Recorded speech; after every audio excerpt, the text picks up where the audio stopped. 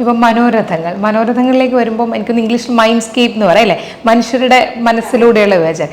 എന്തുകൊണ്ട് മനോരഥങ്ങൾ? ഇത്രയും നല്ലൊരു പേര് സജസ്റ്റ് ചെയ്ത മാം തന്നെയാണോ സാറാണ്? അച്ഛനാണ് പേരിട്ടുന്നത്. നമ്മൾ കഥകളൊക്കെ സെലക്ട് ചെയ്തു.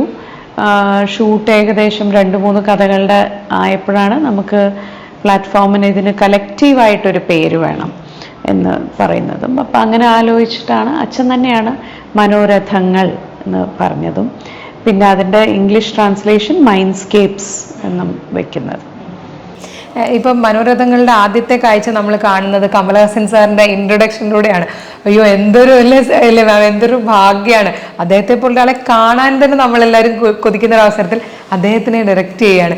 എങ്ങനെയായിരുന്നു മാമിൻ്റെ തന്നെ ഒരു ഐഡിയ ആയിരുന്നോ സാറ് മതി എന്നുള്ളത്? അതൊരു ജോയിന്റ് ഡിസിഷൻ ആയിരുന്നു. അതായത് ഇത് ഈ കഥകൾക്കൊരു അതിങ്ങനെ ഓരോന്നിനും മുന്നേ ഒരു ചെറിയ ഇൻട്രൊഡക്ഷൻ കൊടുക്കാൻ ഒരു ആക്ടർ വേണം എന്ന് പറഞ്ഞപ്പം എന്തായിരുന്നു ഓപ്ഷൻസ് എന്നുള്ളത് എൻ്റെ മനസ്സിൽ ആദ്യം വന്ന പേര് കമൽഹാസൻ എന്നുള്ളതാണ്. എന്താന്ന് വെച്ചാൽ അദ്ദേഹത്തിന് മലയാളം അറിയാം, പിന്നെ മറ്റുള്ള എല്ലാ സദേൺ ലാംഗ്വേജസും സംസാരിക്കുന്ന ഒരു വ്യക്തി, ഹിന്ദി അടക്കം എല്ലാ ഇൻഡസ്ട്രിയിലും അറിയപ്പെടുന്ന, റെക്കഗ്നൈസ് ചെയ്യപ്പെടുന്ന ഒരു ആക്ടർ.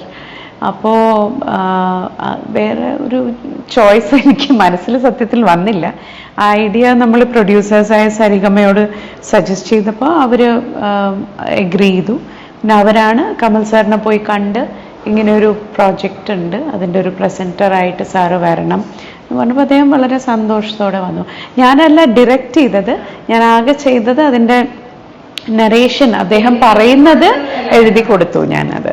മാം ഉണ്ടായിരുന്നില്ലേ ആ സിറ്റുവേഷൻ? കാരണം ലൈൻ പ്രൊഡ്യൂസർ ആയ സ്ഥിതിക്ക് ഉണ്ടാവും. എങ്ങനെയായിരുന്നു ആ ഒരു കാഴ്ച? ഭയങ്കര എന്താ പറയുക, ഞാൻ അദ്ദേഹത്തിൻ്റെ വലിയ ഫാനാണ്.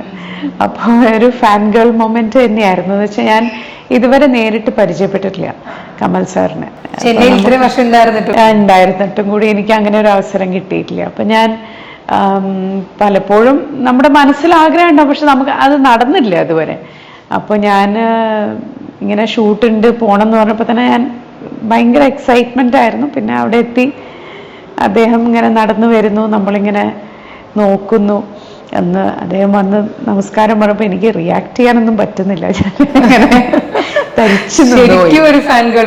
ശരിക്കും തീർച്ചയായിട്ടും അത് ഒരു ഭയങ്കര ബ്ലെസ്സിങ് ആയിട്ടാണ് എനിക്ക് തോന്നി. ഞാൻ ലൈഫിൽ ഒരിക്കലും വിചാരിച്ചിട്ടില്ല അദ്ദേഹത്തെ കാണുമെന്നോ അല്ലെങ്കിൽ ഞാൻ എഴുതിയ വരികൾ അദ്ദേഹം പറഞ്ഞു കേൾക്കുമെന്നോ ഒന്നും ഞാൻ വിചാരിച്ചിട്ടില്ല. അത് എന്തോ ഒരു ഭാഗ്യം. അതെ, ദൈവത്തിന്റെ വലിയ കടാക്ഷം എന്ന് തന്നെ പറയേണ്ടി വരും.